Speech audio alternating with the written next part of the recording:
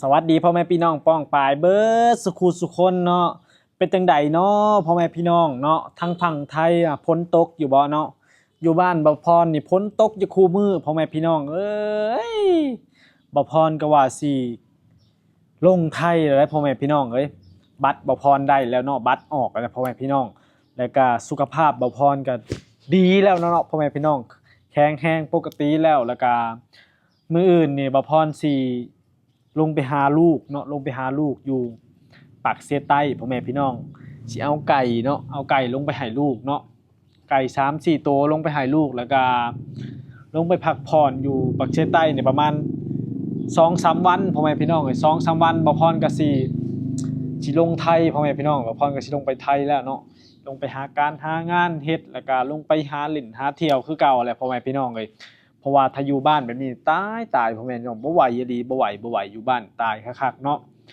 เงิน100 200นี่บ่มีความหมายพ่อแม่พี่น้องเอ้ยเนาะอยู่ลาวเฮานี่บ่ไหวเนาะพ่อแม่พี่น้องเนาะตายแบบนี้ใช้เงินจนว่าบ่มีฮอดเงินสิไปสิมาแล้วพ่อแม่พี่น้องเอ้ยอยู่บ้านบ่พรเนาะนั่นแหละพ่อแม่พี่น้องอ่าอยู่ลาวนี่ฝนตกแรงพ่อแม่พี่น้องทางภาคใต้เนาะอยู่จำปาสักนี่ น้ำท่วมพ่อแม่พี่น้องเอ้ยโอ้น้ำท่วมพ่อแม่พี่น้องเอ้ยเนาะพอเห็นน้ำท่วมแล้วว่าประชาชนขึ้นไปอยู่หลังของหลังคาเนาะบ่พรก็คิดใส่อยู่ประเทศไทยเนาะเวลาน้ำท่วมนี่ภัยพิบัตินี่โอ้เห็นพี่น้องชาวฝั่งไทยนี่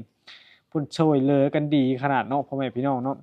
บ่พรเห็นแล้วบ่พรอิจฉาเนาะมาเห็นอยู่ลาวแล้วบ่พรนึกนึกใส่ประเทศไทยเนาะพ่อแม่พี่น้องโอ้เวลาน้ำท่วมนี่ สิมีหน่วยกู้ภัยเนาะอาสาสมัครเนาะมาช่วยเหลือประชาชนนี่โอ้ยเนาะมาเห็นอยู่ลาวบัดคือบ่มีหน่วยอาสาสมัครบ่มีหน่วยกู้ภัยบ่มีหยังเนาะพ่อแม่พี่น้องแล้วบ่พรน่ะสงสารประชาชนอ่าชาวลาวเฮาทางภาคใต้เนาะพ่อแม่พี่น้องตอนนี้น้ำท่วมฝนตกหนักพ่อแม่พี่น้องเอ้ยอยู่ฝั่งลาวนี่ฝนตกหนักแรงขนาดตกเบิดมื้อเบิดคืนเนาะพ่อแม่พี่น้องเอ้ยตก2-3วันเล่นติดแล้วหากะเซามื้อนี้ได้ผลนี่ ปาตัวมื้ออื่นนี่พ้นบ่ตกใครแด้พ่อแม่พี่น้องเอ้ยถ้าพ้นบ่ตกนี่บ่พรก็สิได้ไปขึ้นรถเนาะได้ขึ้นรถก็สิลงไปปากเซใต้ไปหาลูกชายก่อนพ่อแม่พี่น้องแล้วบ่พรก็สิลงไปเล่นประเทศไทยอีกเด้อเนาะบ่พรสิลงไปเยี่ยมไปยามประเทศไทยลงไปหาเล่นหาเที่ยวหาเลาะหาเบิ่งหาเหตุการณ์เฮ็ดงานเนาะพ่อแม่พี่น้องเพราะว่าอายุบ่พรก็ยังน้อยเนาะเฮาก็สิไปหาเงินหาทองมาสร้างสาครอบครัวเนาะพ่อแม่พี่น้องส่วนหนึ่งก็เก็บส่วนหนึ่งก็ใช้นั่นแหละพ่อแม่พี่น้องก็คือแบบว่าคือคนอื่นเฮาเจ้าข้อยแหละคนเฮาก็ต้องสู้ชีวิตเนาะพ่อแม่พี่น้องเฮาสิมาหลับมานอนอยู่บ้านเฉยๆอยู่เบิ่งหมู่เบิ่งคู่หาเงินหาทองก็บ่ได้คนเฮาถ้าขี้เกียจขี้คร้านก็ลูกเต้าเฮาก็ใหญ่มากก็อายคนอื่นเนาะบ่ได้เนาะพ่อแม่พี่น้องบ่พรก็ต้องแบบว่าดิ้นรนเนาะพ่อแม่พี่น้อง ที่บ่พรมานี่ถ้าบ่พรบ่ร่างกายสมบูรณ์คือแนวนี้บ่พรก็บ่มาดอกเพราะว่าตอนนั้นบ่พรเหนื่อยหอบง่ายแล้วก็มาแล้วก็ไปหาหาหมอกินยานอนพักผ่อนเพียงพอแล้วก็เซาแล้วพ่อแม่พี่น้องเอ้ยบาดนี้ก็สิลงไปไทยแล้วบัดนี้ลงไปสู่ใหม่เนาะพ่อแม่พี่น้องเมื่อกี้นี่ลงไปเล่นไปเที่ยวรอบนี้สิลงไปเฮ็ดการเฮ็ดงานนำเนาะพ่อแม่พี่น้องแต่ว่าฝนก็ตกเลยอยู่เนาะพ่อแม่พี่น้องจักสิ จังใดแหละเบิ่งมื้ออื่นพู้นแหละเป็นจั่งใดพ่อแม่พี่น้องทางฝั่งไทยครับฝนตกคือกันกับอยู่ลาวอยู่บ่อยู่ลาวนี่ฝนตกนี่น้ำล้นโหวยล้นหองเลยป๊าน้ำออกแกงเนาะทางภาคใต้ก็ท่วมบ่พ่อแม่พี่น้องเอ้ยเนาะเห็นคนอุ้มลูกนอกลูกน้อยไปนำของหลังคานี่บ่พรก็นี่ตนสงสารเนี่ยพ่อแม่พี่น้องเอ้ยเนาะโอ้ยเนาะไทยบัดแฮงบ่คือประเทศละอ่าลาวบัดแฮงบ่คือประเทศไทยเนาะบ่พรเว้าผิดก็ขอโทษเด้อพ่อแม่พี่น้อง ลาวบ่คือประเทศไทยเวลามีหยังเพิ่นก็ช่วยเหลือกันดีแต่ประเทศลาวก็ต้องแบบว่าช่วยอยู่แต่ว่าบ่แม่นว่าเพิ่นบ่ช่วยแต่ว่ามันก็สิช้าได้หน่อยหนึ่งพ่อแม่พี่น้องเพราะว่าระบบการจัดการหยังก็ยังบ่ไวบ่ว่องไวคือไทยเนาะประเทศไทยมีอาสาสมัครมีหน่วยกู้ชีพกู้ภัยหลายๆอันภัยแหละหลายแนวหลายมูลนิธิเนาะมาตั้งเต้นตั้นหยัง ตั้งเต้นตั้งซุ้มตั้งที่อยู่ที่นอนรองรับผู้ประสบภัยเนาะแล้วก็มีหน่วยกู้ชีพแล้วก็มีล็อกมีเลอเข้าไปในบ่อนน้ำโถมเนี่ยโอ้บ่พรเห็นก็อยากให้ลาวมีแบบนั้นเด้พ่อแม่พี่น้องเนาะนี่แหละน้ำโถมเวลาเขื่อนแตกอยู่ลาวบัดเขื่อนหลายคือผ่านๆมาเนาะ อ้ายช่วงนี้ก็ดูแลสุขภาพร่างกายเด้อพ่อแม่พี่น้องไอ้ฝนตกดุเด้บ่พรบ้านนี่ก็สิเจ็บๆโผพ่อแม่พี่น้องไอ้มื้อนี้เพราะว่ามื้อวานนี่น่ะบ่พรพาหลานเนาะพาหลานไปถอนแขวเนาะแข้งพ่นหลายพ่อแม่พี่น้องเอ้ยก็เลยเจ็บๆโผมื้อนี้กินยาเข้าไป2เม็ดก็คือสิไข้ๆแด่แล้วเนาะก็ยังสิเจ็บๆหน่อยๆหนึงก็คือสิบ่เป็นหยังหลายแล้วพ่อแม่พี่น้องคือสิเซาแล้วเนาะบ่พรแฮงบ่อยากไข้เพราะว่าบ่พรสิเตรียมตัวแบบว่าสิกลับลงไปหาลูกบ่พรก็สิพักผ่อน2-3วันก็สิขึ้นไป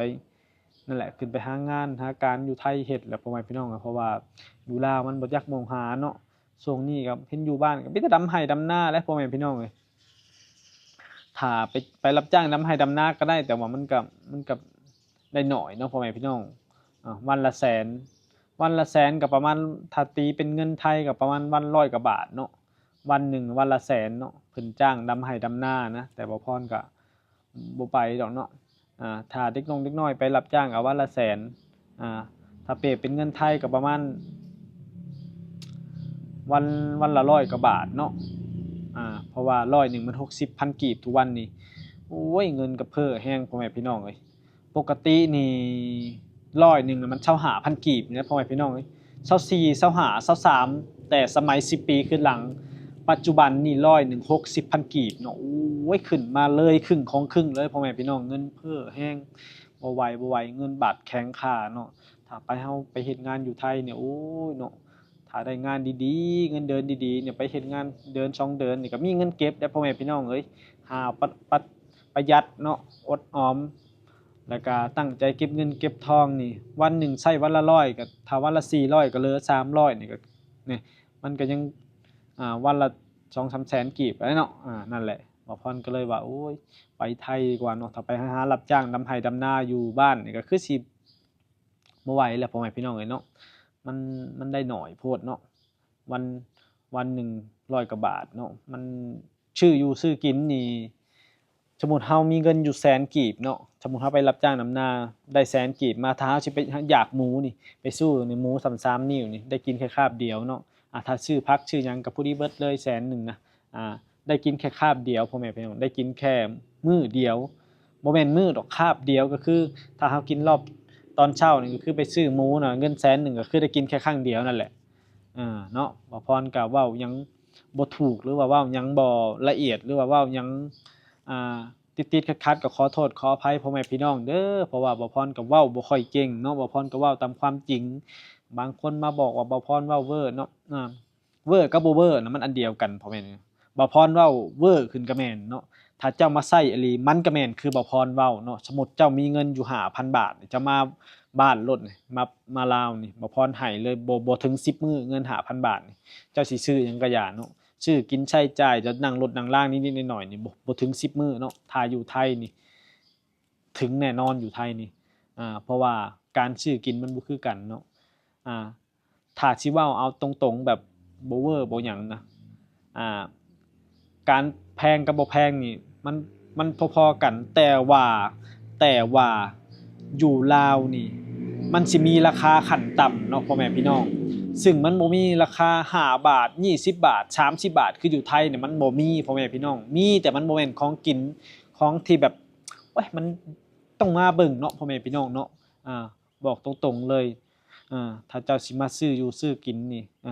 บางอันก็แพงจริงเนาะบางอันก็ถูกอยู่แต่ว่าสุดท้ายแล้วเงิน5,000นี่ซื้อกินบ่ถึง10มื้อเนาะเพราะว่าค่าครองชีพมันแพงพ่อแม่พี่น้องเพราะว่าของนำเข้าจากประเทศไทยเวลาเราซื้อนู่นซื้อนี่กินน่ะมันสิแพงเนาะนี่ก็คือเว้าตามตรงเว้าตามจริงเนาะจึงบ่พรก็เว้าตามจริงเงินบ่พรถือมานี่20,000เนาะบ่พรมีเงินแค่20,000มาบ้านนี่หมดพ่อแม่พี่น้องพอจะจ้างค่ารถค่าล่าง นั่งรถยังบ่กล้าชื่อกินเนาะปิ้งไก่ปิ้งละแสนกีบปิ้งละ60 50พันเป็นหยังจัง60 50พันเนาะมันจะซื้อได้บ่เนาะซื้อได้เนาะทุกคนซื้อได้แต่ว่ามันบ่มีบางทีเฮาบ่ได้อยากซื้อหลายขนาดนั้นแม่นบ่สมมุติอยู่ไทยนี่